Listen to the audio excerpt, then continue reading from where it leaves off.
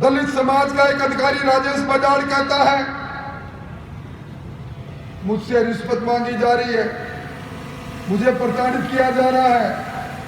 और वो कहता है कि ये पैसा, एसडीएम साहब ये कहती है कि ये गोविंद जी डोटासरा तक जाता है।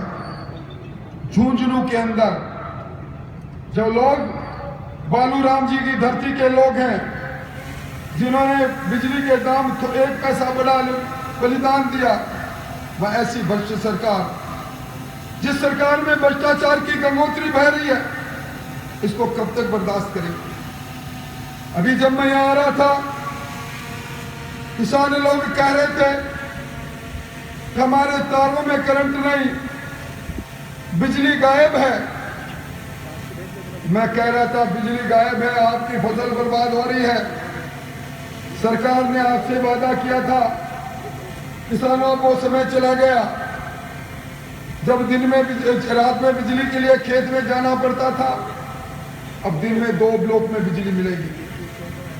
इसी सरकार ने कहा कृषि वितरण बिजली विद्युत वितरण कंपनी अलग से बनाएंगे ताकि किसानों का फीडर भी अलग से बिजली हो।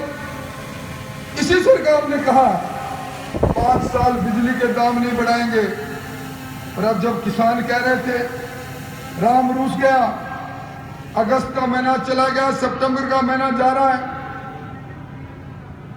बरसात नहीं हुई, खेत में जाते हैं, बटन दबाते हैं, ट्यूबवेल की गर्दन हिलती है, जिस तरह बूढ़े की गर्दन हिलती है, उससे पहले बिजली चली जाती है। कांग्रेस आई, बिजली गई, और बिल आपके हाथ में आया। 100 यूनिट बिजली फ्री की बात हुई, लाइन में लगे। मैं आज वो आंकड़ा देख रहा था, 32 लाख लोग मुख्यमंत्री जी का गारंटी कार्ड लेकर आए बिजली में 100 यूनिट फ्री के लिए। कुल 7 करोड़ 16 लाख लोग गारंटी कार्ड लेकर आए। मुख्यमंत्री जी ने कहा मेरा गारंटी कार्ड है, ये गारंटी कार्ड दिखा देना, 100 यूनिट बिजली free, fuel charge free, Annapurna kit ले जाओ, स्मार्टफोन टेलीफोन ले जाओ, पेंशन ले जाओ। 7 करोड़ 16 लाख लोग लाइन में चले गए, ले आए।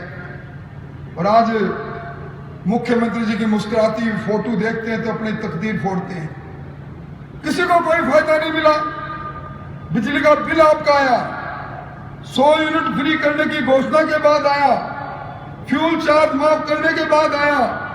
घर में जाकर देख लेना, और दिसंबर 2018 का बिल अगर किसी के पास पड़ा हो, वसुंधरा जी के शासन का, वो बिल देख लेना। अगर दुगना बिल नहीं हो तो जिंदगी में बात मत मारना। ये झूठों की सरकार है, ये लूटेरों की सरकार है।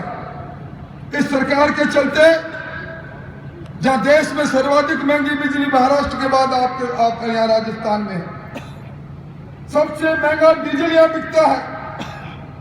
आपको याद होगा कल ही परसों ही पेट्रोलियम में बेचने वाले डीलरों ने हड़ताल की। हड़ताल क्यों की? उन्होंने वादा याद दिलाया इनको, इनके जन घोषणा पत्र, जिस जन घोषणा पत्र को पहले कभी ना की बैठक में इन्होंने सरकारी दस्तावेज का रूप दिया था। उसमें लिखा था ये भारतीय जनता पार्टी के शासनकाल में ये जो डीजल पर 16% वेट है ज्यादा है, ये पेट्रोल पर 26% वेट ज्यादा है, हम इसको जीएसटी के दायरे में लेकर आएंगे, इसको कम करेंगे। आज कितना वेट है? अब झुंझुनू जिले के लोग हरियाणा के बिल्कुल काकड़ पर बैठे हैं। आज डीजल के तस्कर पैदा हो गए यहाँ हरियाणा में। हमारे में 10 रुपए लीटर, 10 रुपए 18 पैसे लीटर डीजल का फर्क है प्रति लीटर। आज ये शराब तस्कर पैदा हो गए, लकड़ी के तस्कर पैदा हो गए। कभी नहीं सुना था मैंने कि यहां गैंगस्टर पैदा हो जाए। गैंगस्टर फोन पर धमकी देते हैं, सरमाएदार लोगों को देते हैं, तुम्हें रहना है जिंदा, प्रोटेक्शन मनी दो, और पुलिस देखती रहती है। झुंझुनू जिले की पुलिस आपके चोरी हो जाए चिंता नहीं, गश्त की चिंता नहीं, रात को 9 बजे बाद नेशनल हाईवे की ओर रुख करती है, आने जाने वाले राहगीरों को लूटने का काम करती है। यहां सरेआम सट्टा चलता है, सरेआम अवैध पदार्थों का व्यापार होता है, सरेआम धमकियां मिलती है और कॉन्ट्रैक्ट किलिंग वाले आदमी को मार के चले जाते हैं, किराए के लोग आते हैं। ऐसा दहशतगर्दी का वातावरण इस शेखावाटी में कभी नहीं देखा। कानून व्यवस्था इतनी जर्जर है। राजस्थान में, आज राजस्थान में कौन सुरक्षित है? एनसीआरबी एक रिकॉर्ड ब्यूरो है, भारत सरकार आंकड़े मंगाती है, पूरे राजस्थान से भेजना पड़ता है। पुलिस एक्ट 2003 के बाद में वो आंकड़े ये कहते हैं 2020, 2021, 2022 दुष्कर्म में हम 1 नंबर पर। और दुर्भाग्य देखिए, मुख्यमंत्री जी विधानसभा में कहते हैं ये बलात्कार के मामले झूठे होते हैं, ये परिवार के लोग करते हैं।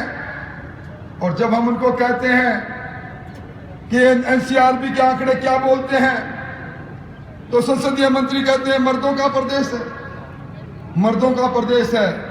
ये जेपी जानू का प्रदेश है, जब मर्दों का प्रदेश है जिन्होंने देश के लिए जान दे दी। ये पीरू सिंह का प्रदेश है, मर्दों का प्रदेश है। ये राणा की शक्ति और मीरा की भक्ति का प्रदेश है।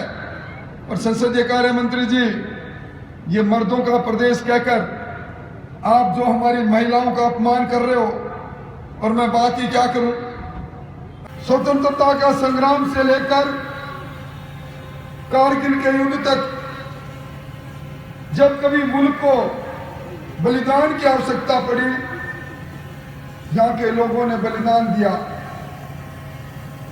यहां पीरू सिंह जी ने सेना में रहते हुए वीरता का परिचय देकर अपने जीवन को दिया। वहां जेपी जानू जी के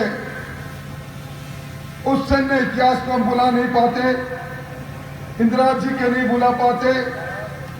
इसीलिए कहते हैं कि लोग ये धरती अर्पण की है, ये धरती तर्पण की है। यहाँ के लोग हमेशा जब कभी भी संघर्ष की आवश्यकता पड़ी, संघर्ष में अगवा रहे। शेखावाटी के हृदय स्थल में आज परिवर्तन के संकल्प के साथ यात्रा आपके बीच में आई। मुझसे पहले अभी रामलाल जी परिचय करा रहे थे सीआर चौधरी साहब का। आप कई वर्षों तक राजस्थान लोक सेवा आयोग के अध्यक्ष रहे, और चौधरी साहब मुझे कह रहे थे कि दूसरी बार आप लोगों ने मेरा परिचय करवाया है। आजकल आरपीएससी का नाम आते ही लोगों के जहन में वो बाबूलाल कटारा आ जाता है, जिसको आजकल ईडी पूछताछ कर रही है। और बाबूलाल कटारा आ जाता है तो उसके साथ ही वो गोपाल केसावत भी याद आ जाता है, जिसको इसी हुकूमत ने राज्य मंत्री का दर्जा दिया था, जो पीसीसी के ऑफिस के अंदर सोने का चरखा चलाकर चांदी के तार निकाल रहा था। आपके मन में यह दर्द है कि ऐसे संवैधानिक संस्थाओं में, इस सरकार की सरपरस्ती में जब इस प्रकार के भ्रष्टाचारी लोग आ गए, तो उनसे पैदा होने वाले हमारे प्रशासनिक पदों पर जाने वाले अधिकारी कैसे होंगे, जिनकी बुनियाद में बेईमानी हो, जो बेईमानी की पैदाइश हो, वो वर्षों वर्षों तक जब राजस्थान में अपने कार्यों का अंजाम देंगे, जनता का काम करेंगे, तो उसमें कितना भ्रष्टाचार होगा। मुझे तो बड़ा आश्चर्य हुआ, अखबारों में पढ़ा, यहां का एक प्रशासनिक अधिकारी